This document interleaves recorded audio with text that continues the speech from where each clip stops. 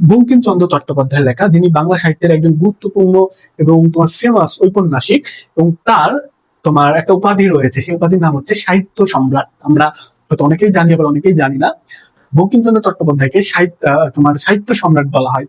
বঙ্কিমচন্দ্র চট্টোপাধ্যায়ের বাংলার নব্য লেখকদিগের প্রতি নিবেদন মানে বুঝিয়েছে বাংলার নব্য লেখক, দেখো নব্য মানে নতুন, সে বুঝিয়েছে যে বাংলার নতুন যারা লেখক এখন বর্তমানে এসেছে তাদের প্রতি তার একটা নিবেদন আছে, মানে তাদের প্রতি তার একটা রিকোয়েস্ট আছে, তাদের একটা পরামর্শ আছে। কি আছে?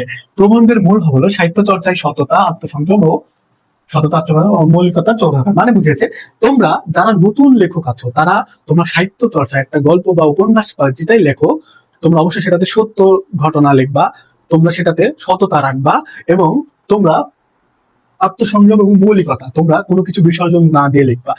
বর্তমানে কি হয়েছে, তিনি এটা বলেছেন, এটার কারণ হচ্ছে আর্টিফিশিয়াল হয়ে গেছে সবকিছু, মানে সবাই এটাকে তোমার বিজনেস পারপাস, মানে একটা ব্যবসায়িক চিন্তা ভাবনা থেকে করে যে আমি যত মনোরঞ্জন করে লিখতে পারবো ততই আমার লেখক তোমার পাঠক পছন্দ করবে এবং আমি মানি কামাবো, আমার টাকা আসতেছে। তো মূল ফোকাসটা থাকে টাকার দিকে, আমাকে টাকার জন্য এটা লিখতে হবে। বাট আগেকার যারা যে সাহিত্যিকরা ছিলেন, বঙ্কিমচন্দ্র চট্টোপাধ্যায় লেভেলের যারা ছিলেন, কাজী নজরুল ইসলাম, রবীন্দ্রনাথ ঠাকুর, মাইকেল মধুসূদন দত্ত, ঈশ্বরচন্দ্র বিদ্যাসাগর, ঠিক আছে, এই টাইপের যারা ছিলেন, তারা কিন্তু আর্থিকভাবে লাভবান হবে এই জন্য তারা তো লিখে নাই।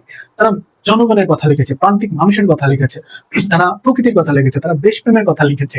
কিন্তু বর্তমানে লেখকরা কি করে?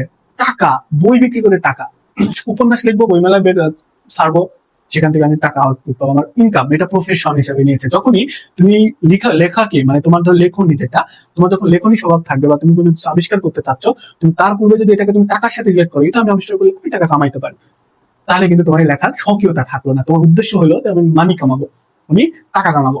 উনি এটাই বুঝেছে ওনার গল্পে, যে টাকার পিছিয়ে বা কোনো একটা উদ্দেশ্যের পিছিয়ে না ছুটে তুমি তোমার আসল সত্য কথা লেখো, তুমি তোমার অন্তর যেটা বলো তুমি সেটা লেখো, তোমার যেটা তোমার লেজিট কথা সেটা লেখো, তুমি তোমার মৌলিকতা বিসর্জন দিবা না, তুমি তোমার সততা বিসর্জন দিও না, তুমি মানুষের জন্যই লেখো, তুমি প্রকৃতির আসল কথা লেখো।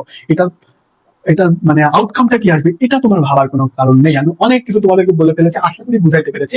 তো আমাদের মূল ভাবটা মূলত এই জিনিসগুলাই রয়েছে। হ্যাঁ, আমরা তারপরে দেখি বাংলা সাহিত্যকে সমৃদ্ধ করতে হলে নবীন লেখকদের লোকরঞ্জন বা অন্ধ অনুকরণ। দেখো, এটা আমি বলেছি, লোকরঞ্জন মানে লোকদেরকে মজায় রাখতে হবে, আমার লেখনীর মাধ্যমে মানুষ মজা পাইতে হবে। মানুষকে যখনই মানুষ মজা পাবে তখন তো মানুষ আমার বই কিনতে চাইবে। মানে আলটিমেটলি কিন্তু আমার ফোকাস মানিতেই থাকে, টাকাতে, আমার একটা স্বার্থ রয়েছে। এটাকে সে সাপোর্ট করতেছে না, সে বলতেছে অন্ধ অনুকরণের পথ, তুমি অন্ধ অনুকরণ করবা না, এবং এই পথ পরিহার যদি করো সত্য, সুন্দর ও মৌলিক সৃষ্টি। মৌলিক সৃষ্টি বলতে বোঝায় যেটা ন্যাচারাল সৃষ্টি, ন্যাচারাল কথা, ন্যাচারাল জিনিস, সেটাকে তুমি আনো।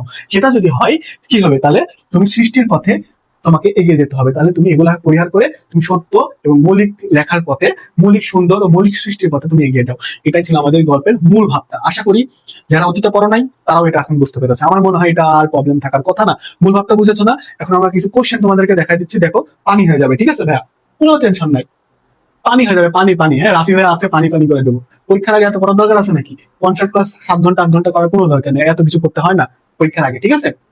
আচ্ছা, এত কিছু করতে হয় না। আচ্ছা, আমরা 1 নম্বর প্রশ্ন দেখি, সাহিত্যের উদ্দেশ্য কি? দেখো, আমাদের এই প্রশ্নটা মোটামুটি ইম্পর্টেন্ট আছে মনে হয়েছে। দেখো, সাহিত্যের উদ্দেশ্য কি, এই প্রশ্নটার উত্তর কি হবে? সত্য ও ধর্মই সাহিত্যের উদ্দেশ্য। তাহলে কি সাহিত্যের উদ্দেশ্য কি? সাহিত্যের উদ্দেশ্য হচ্ছে সত্য এবং ধর্ম, সত্যকে প্রকাশ করতে হবে।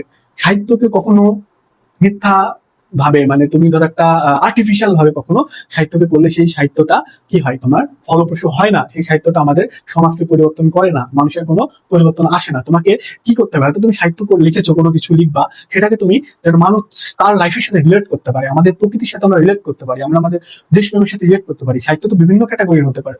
তো মানে বোঝাচ্ছে আমাদের বাস্তব জীবন, আমাদের পারিপার্শ্বিকতার সাথে যেন সেটা সামঞ্জস্য থাকে। আমি মুখরোচক কথা লিখলাম, লোকরঞ্জন করলাম, এটা সাহিত্য না। ওই জন্য আমাদের সত্যের পথে থাকতে হবে, যেটা সত্য, যেটা তুমি চোখে দেখছো তুমি সেটাই লিখতেছো।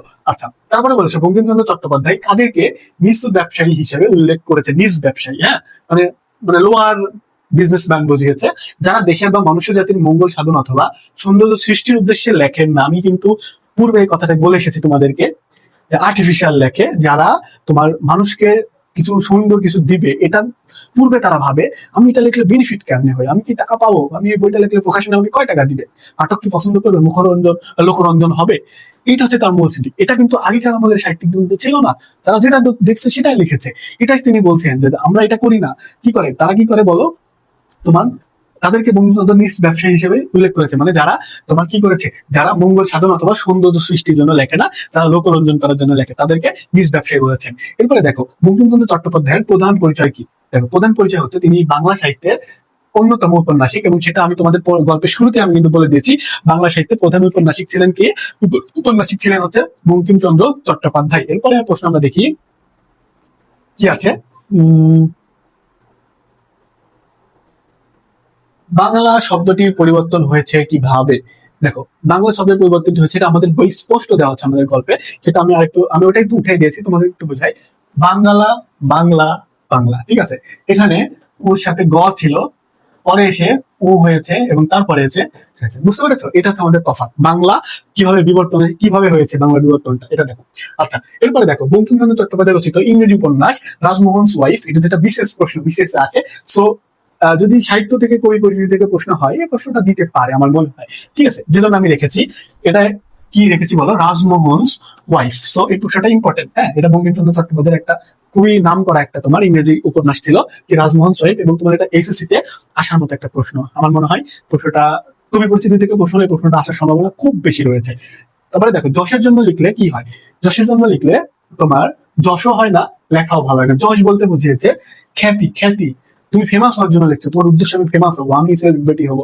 বর্তমান সময় দেখো না, মানে একটা বই লিখে দিলে আমি সেলিব্রিটি, এরকম একটা ব্যাপার। তো এটা বলছি, তুমি খ্যাতির পিছনের জন্য যদি তুমি লিখো, তাহলে তুমি ওই তোমার খ্যাতিতে কোনো কাজ নাই। কি বলেছে? তাহলে তোমার ওই লেখা দিয়ে কোনো কাজ নেই। তুমি যদি খ্যাতির জন্য লেখো, তোমার উদ্দেশ্যই থাকে আমি লিখবো, আমি হচ্ছে একবারে বিখ্যাত হওয়ার জন্য লিখবো, তাহলে তোমার সেই লেখার খুব ভালো একটা ফল আসে না। তারপরে দেখো বঙ্কিমচন্দ্রের মতে কিসের জন্য লিখলে যশও হয় না, লেখা নেই। এটা একই প্রশ্ন, এটা ঘুরিয়ে দিয়েছে তোমার যশের জন্য। কিসের জন্য? যশের জন্য। এটা এমসিকিউ তো আসতে পারে বা ক নাম্বারে দিতে পারে। আচ্ছা এরপরের প্রশ্ন আমরা দেখি কি আছে। আমাদের লাস্ট এই অধ্যায়ের মেবি লাস্ট স্লাইড এটা। কোন সাহিত্য লেখকের পক্ষে অবনতিকর। দেখো কোন সাহিত্য লেখকের পক্ষে অবনতিকর। সাময়িক সাহিত্য। কি? সাময়িক সাহিত্য লেখকের পক্ষে অবনতিকর, মানে সাময়িক সময়ের জন্য লেখা বা খুবই সংক্ষিপ্ত যে সাহিত্যের ব্যাপ্তি, সেটাকে সে বোঝাচ্ছে। বাংলার নব্য লেখকদিগের প্রতি নিবেদন প্রবন্ধটি প্রথম কত সালে প্রকাশিত। এটা এই প্রশ্নটা আসতে পারে 1885 সালে। কবে? 1885 সালে।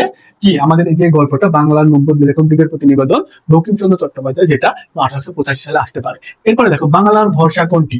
বাংলার ভরসা হচ্ছে বাংলা সাহিত্য। কি? বাংলার ভরসা হচ্ছে বাংলা সাহিত্য। বাংলা সাহিত্যে অবদানের জন্য বঙ্কিমচন্দ্র চট্টোপাধ্যায় কোন উপাধিতে ভূষিত হন? এই যে বলেছি তোমার সাহিত্য সম্রাট। তো কবি পরিস্থিতি থেকে যদি প্রশ্ন আসে, এই দুটো প্রশ্ন আসতে পারে। একটা হচ্ছে তোমার রাজমোহনস ওয়াইফ, তার ইংরেজি উপন্যাস, এবং বঙ্কিমচন্দ্র চট্টোপাধ্যায় যে সাহিত্য সম্রাট বলা হয় তাকে। এই প্রশ্নটা ধরো মানে খুবই হট কোশ্চেন, পরীক্ষায় খুবই ভালো আসার মতো একটা ইম্পর্টেন্ট কোশ্চেন এবং সিগনিফিকেন্ট। সো এটাও তোমাদের আসতে পারে।